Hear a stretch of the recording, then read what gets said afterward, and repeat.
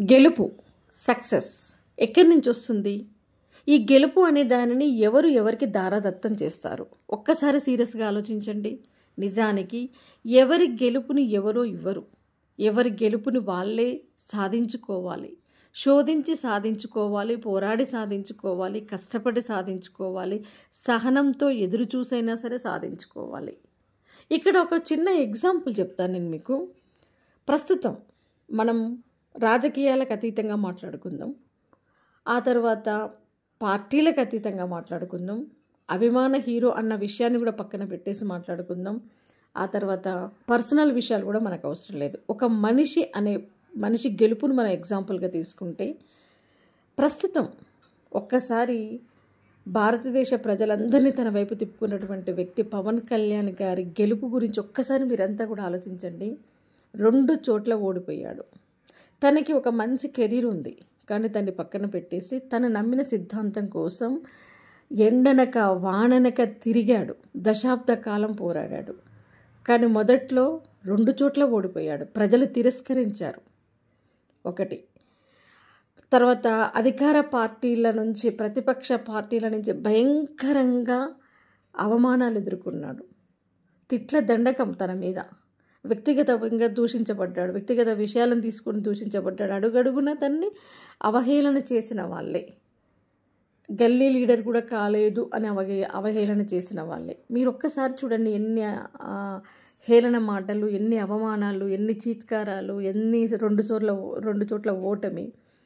కానీ తను ఎక్కడ కూడా తను 2 చోట్ల ఓటమి ఎదురైనా ప్రజలు నన్ను తిరస్కరించారు అని భయపడలే, వెనకడుగు వేయలే.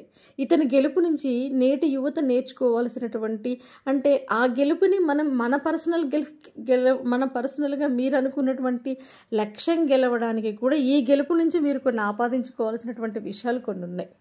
ఒకటి, తను నమ్మిన సిద్ధాంతం కోసం కట్టుబడి ఉన్నాడు. ఫస్ట్ వన్, తను ఇది కావాలి అనుకున్నాడు, అది అయ్యి తీరాలి అనుకున్నాడు, అంతే.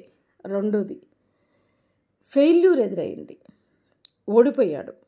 1 కాదు 2 చోట్ల ప్రజల చేత తిరస్కరించబడినా కూడా తాను నమ్మినటువంటి దానికి కట్టుబడి ఉండి, ఏ ప్రజలైతే తిరస్కరించారో అదే ప్రజల చేత మళ్ళీ గెలిపించుకునే స్థాయికి తను పోరాడాడు. అంటే ఎంత పట్టు వదలకుండా తను ఎంత కష్టపడ్డాడో ఒకసారి ఆలోచించండి. ఒకటి, పట్టు వదలకుండా ఉండడం, డిటర్మినేషన్. రెండవది, ఎవరైతే తిరస్కరించారో, ఎప్పుడు మనం మాట్లాడుకుంటాం, మనల్ని విమర్శించిన వాళ్ళ నోర్లు మోయించాలి అంటే మన సక్సెస్తో సమాధానం చెప్పాలి అని. అవునా కదా? ఎక్కడైతే తిరస్కరించబడ్డాడో అక్కడే పూల వర్షం కురిపించుకున్నాడు. అంటే ఆ ప్రజల చేతనే, ఆ ఓటర్ల చేతనే. ఆ ఓటర్లు ఉంటే అదే ప్లేస్ కాకపోవచ్చు, కానీ మొత్తానికైతే గెలుపు వల్ల ఎంతటి విజయాన్ని అందుకున్నాడు, ఎంతగా పోరాడాడు, ఓటమిని ఎంతగా తను మోటివేషన్గా తీసుకున్నాడు, ప్రేరణగా తీసుకున్నాడు తన ఓటమిని. తనని వ్యక్తిగతంగా దూషించారు, పర్సనల్ విషయాలను తీసుకొని దూషించారు. తర్వాత మానసికంగా దెబ్బగొట్టే ప్రయత్నం జరిగినా కూడా, ఎన్ని జరిగినా కూడా అవమానాలని స్వీకరించాడు. ఎక్కడ కూడా తన బ్యాలెన్స్, అంటే తన నమ్మిన దాని నుంచి పక్కకు తొలగకుండా ఎక్కడైతే కింద పడ్డాడో అక్కడే మళ్ళీ ఉవ్వెత్తున లేచి నిలబడ్డాడు. అతని గెలుపు నుంచి అసలు గెలవాలి అంటే ఏం చేయాలి, ఎలాంటి మైండ్ సెట్ ఉండాలి అనేది కూడా నేటి యువత నేర్చుకోవచ్చు. అవునా కదా? నిజంగా చాలా స్పోర్టివ్గా అనిపించింది నాకైతే. ఎంతగా అన్ని అవసరమా పాపం, తన సినిమాలు చేసుకుంటూ హాయిగా ఏసీలలో తిరిగే మనిషి అని అనుకున్న సందర్భాలు కూడా ఉన్నాయి. అందుకని మీకు ముందు చెప్పాను, మీకు మీ ఇష్టమైన నాయకులా కాదనేది పక్కన పెడితే ఒక పర్సనల్గా తను గెలిచిన తీరు నేటి యువతకి ఆదర్శదాయకం. నిజం. అయితే ఇప్పుడున్నటువంటి ప్రపంచమే అది కంప్లీట్గా పోటీ ప్రపంచం, మనల్ని వెనక్కి లాగే ప్రపంచం. తను చూడండి, ఇప్పుడు మనం ఒక వీడియో చేసుకున్నాం.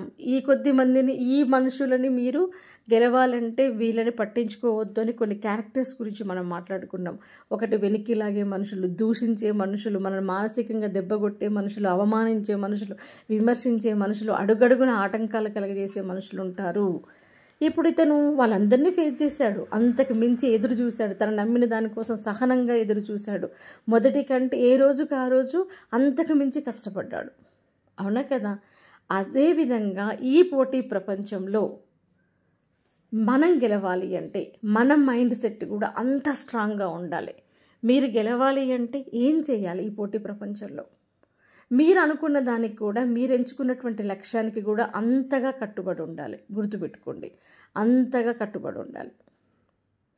మీ మీద మీకు నమ్మకం, నేను ఏదన్నా కానివ్వండి, నేను దీన్ని నమ్మిన దీనికోసం నేను కష్టపడతాను అన్న డిటర్మినేషన్, ఆ అంకిత భావంతో మీరు మీ మైండ్ సెట్ని అట్లా ట్యూన్ చేసుకోవాలి. తర్వాత ఫెయిల్యూర్ ఎదురైనా కూడా ఎట్టి పరిస్థితుల్లో ఆ ఫెయిల్యూర్కి కృంగిపోయి అక్కడే ఆగిపోద్దు. గుర్తుపెట్టుకోండి, ఒక ఫెయిల్యూరు మనం ఇంకొకసారి ప్రయత్నిస్తే మనం సక్సెస్ అవ్వడానికి ఒక ప్రేరణగా తీసుకోవాలి. ఫెయిల్యూర్ తోటే ఆగిపోవద్దు. ఇంకొక విషయం, ఫెయిల్యూరు మనకి సక్సెస్ కావడానికి ఈజీ మార్గాన్ని కూడా చూపిస్తుంది. కాబట్టి ఫెయిల్యూర్ ఎదురైనా కూడా ఎట్టి పరిస్థితుల్లో కృంగిపోవద్దు.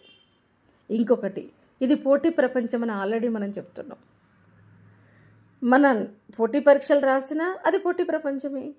లేదు, మనం ఏదైనా ప్రైవేట్ ఉద్యోగం చేస్తున్నా పోటీ ప్రపంచమే. మొత్తానికి పోటీ ప్రపంచం. ఈ ప్రపంచంలో నేను స్పీడ్గా పరిగెత్తితే పక్కన వాళ్ళకి డిస్టర్బెన్స్ అవుతుంది, వాళ్ళకి తగిలి వాళ్ళని కింద పడేస్తానేమో అని ఆలోచించే వాళ్ళకంటే నెట్టుకుంటూ కింద పడేస్తూ వాళ్ళు ముందుకెళ్ళే వాళ్ళు ఎక్కువగా ఉన్నారు. కాబట్టి ఈ పోటీ ప్రపంచంలో, ఈ పోటీ జనాల మధ్యన మనం గెలవాలి అంటే మన మైండ్ సెట్ ఎంత స్ట్రాంగ్ ఉండాలో ఒక్కసారి ఆలోచించండి.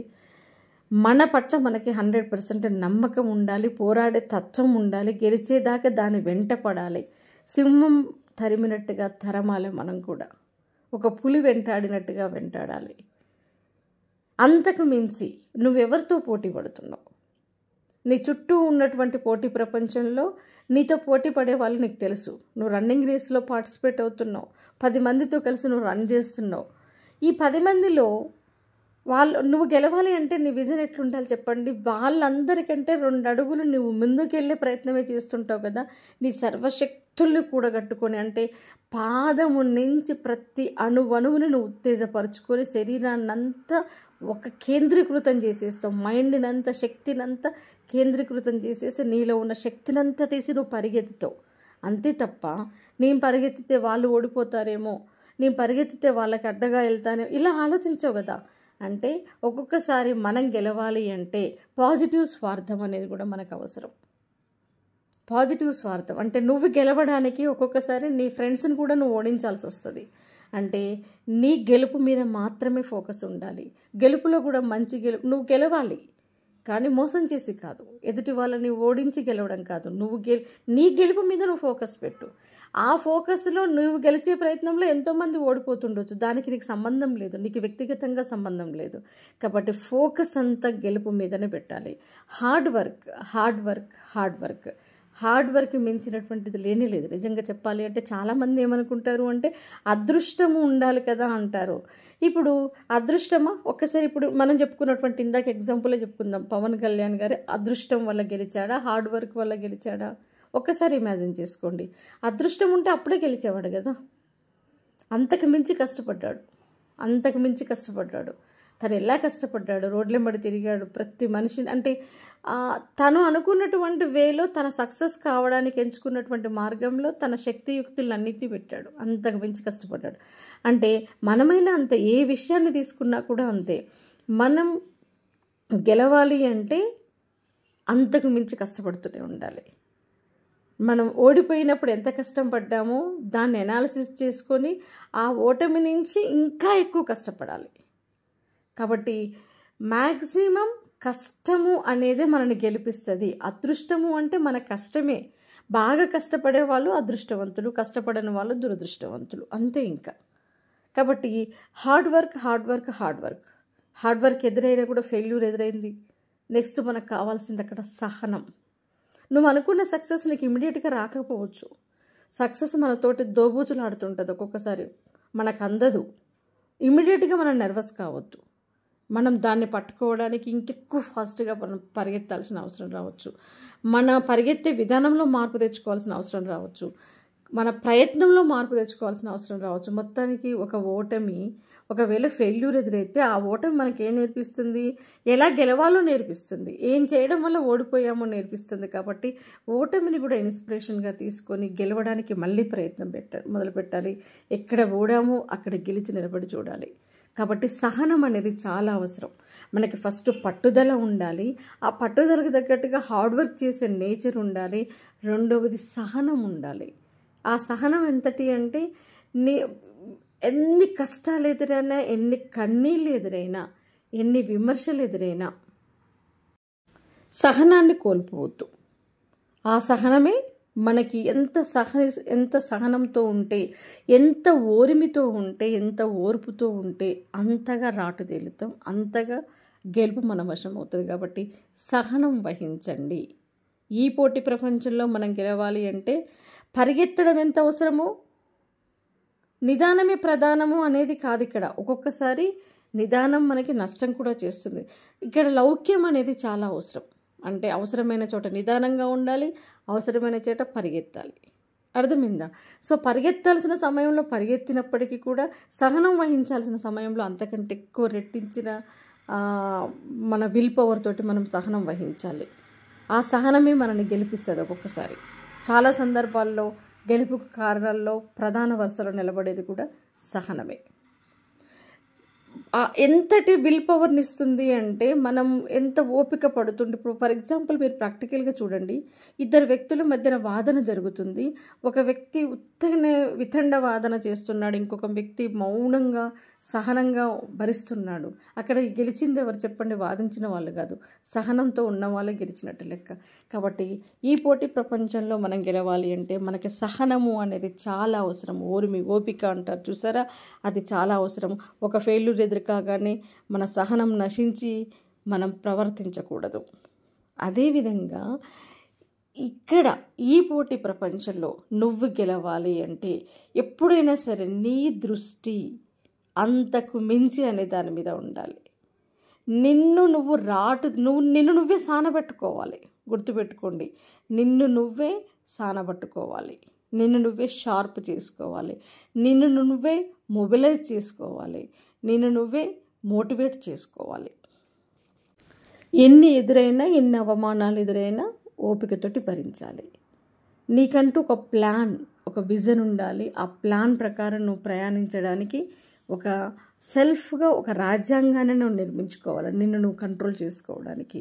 కాబట్టి ఈ పోటీ నువ్వు గెలిచేదాకా నీ గెలుపు కోసం నువ్వు మార్చుకోవాల్సినవి మార్చుకోవాలి, చేర్చుకోవాల్సినవి చేర్చుకోవాలి, వదిలిపెట్టాల్సినవి వదిలిపెట్టాలి. మొత్తానికి మన మైండ్ సెట్ అనేది 100% పాజిటివ్గా మారాలి.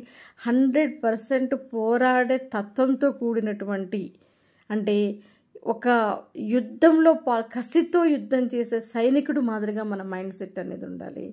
మనం గెలిచేదాకా పోరాడుతూనే ఉండాలి. అంతేకాకుండా నా వల్ల కాదు, నేను చెయ్యలేను, నేను సాధించలేను అనే నెగిటివ్ మాటల్ని కూడా మొట్టమొదట మైండ్లో నుంచి తీసేయాలి. నువ్వు గెలిచేదాకా నోరు విప్పి ఎవరితోటి కూడా నువ్వు వాదనకు దిగకూడదు. నీ గెలిపే నలుగురికి సమాధానం చెప్పాలి.